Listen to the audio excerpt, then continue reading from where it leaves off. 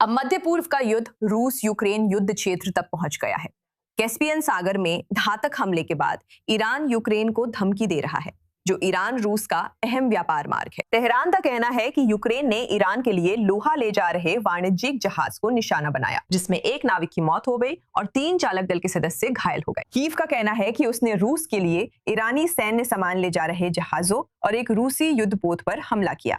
अब ईरान ने चेताया है कि यूक्रेन को इसकी कीमत चुकानी होगी, जिससे दोनों युद्धों के बीच एक और खतरनाक मोर्चा खुल गया है। और चर्चा के लिए हमारे साथ कैटरीना लिसनोवा, यूक्रेनी पत्रकार और रैंसम फॉर यूक्रेन की मीडिया सलाहकार जुड़ी हैं। कैटरीना, आज A24 न्यूज पर हमारे साथ जुड़ने के लिए आपका बहुत बहुत धन्यवाद। मैं बताना चाहूंगी कि ईरान का कहना है कि ये एक व्यावसायिक जहाज था जो लोहा ले जा रहा था। यूक्रेन ने कहा कि जहाज ईरानी सैन्य सामान रूस ले जा रहा था। हम इस जहाज के बारे में वास्तव में क्या जानते हैं? यहाँ तक कि जहाज किस दिशा में जा रहा था, इस पर भी अलग अलग बयान क्यों हैं?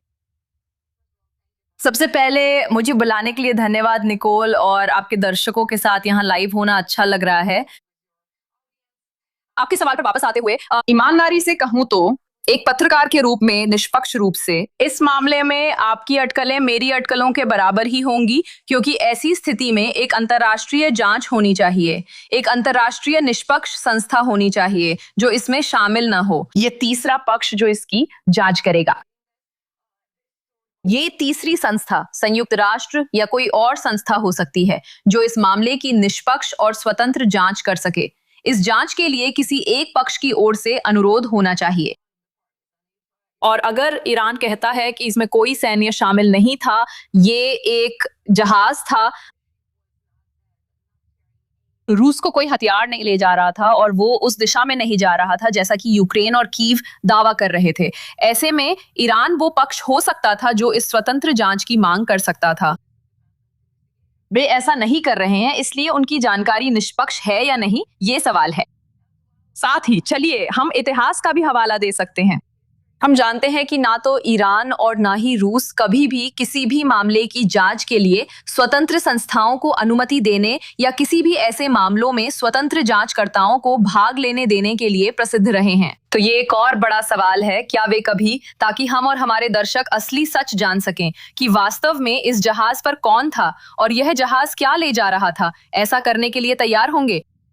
साथ ही ईरान इस मामले में निष्पक्ष तौर पर खुद को स्वतंत्र पक्ष या तीसरा पक्ष नहीं बता सकता, क्योंकि ये पहले से ही ज्ञात है कि बड़े पैमाने पर आक्रमण की शुरुआत से ही ईरान रूस का समर्थन कर रहा था। ईरान ने शाहिद ड्रोन उपलब्ध कराए और शाहिद ड्रोन के लिए तकनीक भी दी, जो अभी लगातार दिन रात यूक्रेन में नागरिक ठिकानों पर हमला कर रहे हैं। यही बात रूस पर भी लागू होती है, जो अमेरिकी खुफिया जानकारी और कई अन्य स्वतंत्र स्रोतों के अनुसार रूस ईरान को खुफिया जानकारी प्रदान कर रहा है।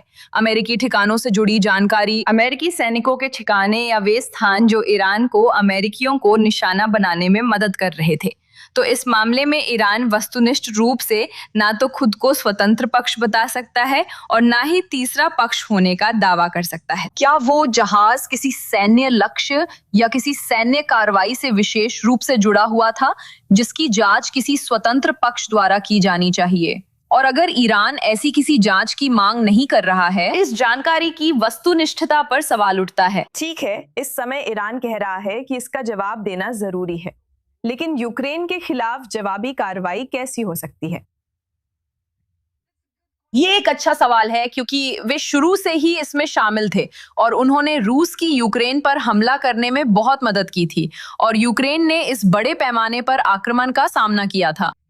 और अभी हम उस स्थिति का सामना कर रहे हैं जिसे लोग बार बार दोहरा रहे हैं कि हम एक ऐसे युद्ध का सामना कर रहे हैं जिसे रूस पिछले 5 सालों से अब 5वें साल से जीत नहीं सकता। इस तथ्य के बावजूद कि वे दावा कर रहे थे कि वे इसे 4 दिनों में खत्म कर देंगे। तो अगर कोई हमला होता है या कोई तथाकथित जवाबी कार्रवाई होती है, क्योंकि हम इस शब्द को ईरानी पक्ष की ओर से जवाबी कार्रवाई के रूप में वस्तुनिष्ठ रूप से इस्तेमाल नहीं कर सकते, यह एक बड़ा सवाल है कि वे क्या करने में सक्षम हैं। कर सकते हैं क्योंकि वे पहले से ही वे इसमें शामिल रहे हैं और अभी अच्छी स्थिति में नहीं है। तो अगर वे इसमें शामिल होते हैं, अगर वे अपने लिए एक और मोर्चा खोलते हैं, तो सबसे पहले तो ये उनके लिए ही खतरा बन सकता है। संयुक्त राज्य अमेरिका को क्या संदेश जाएगा कैटरीना? नेटो सहयोगी होते हुए भी वे राष्ट्रपति ट्रंप को ईरान के खिलाफ सैन्य सहायता देने में हिचकिचा रहे हैं। क्या यूक्रेन इसे सौदेबाजी के तौर पर इस्तेमाल कर सकता है? हम ईरान के मामले में आपकी मदद करेंगे अगर आप रूस के मामले में हमारी मदद करें।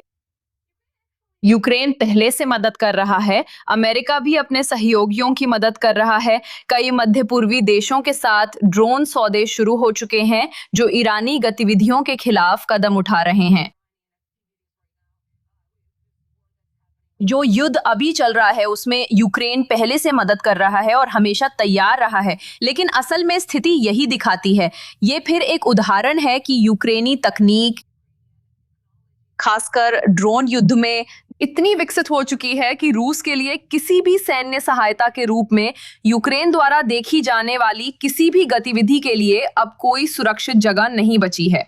ये केवल उन क्षमताओं को दिखाता है जो यूक्रेन प्रदान कर सकता है। ये सहयोगियों पर निर्भर है कि वे इसका कितना उपयोग और निवेश करेंगे। ये यूक्रेन की क्षमताओं का एक और उदाहरण है जिन्हें वो इस्तेमाल कर सकता है। क्या यूक्रेन फिर ऐसा कहेगा? ये एक सवाल है क्योंकि ये पहले ही कहा जा चुका है, ये तो पहले से ही हो रहा है। ठीक है कैटरीना लिसनोवा, कैस्पियन सागर के आसपास और उसमें जो कुछ भी हो रहा है उस पर आपका नजरिया बहुत अच्छा था। हमारे साथ i24 न्यूज पर जुड़ने के लिए धन्यवाद। मुझे बुलाने के लिए धन्यवाद।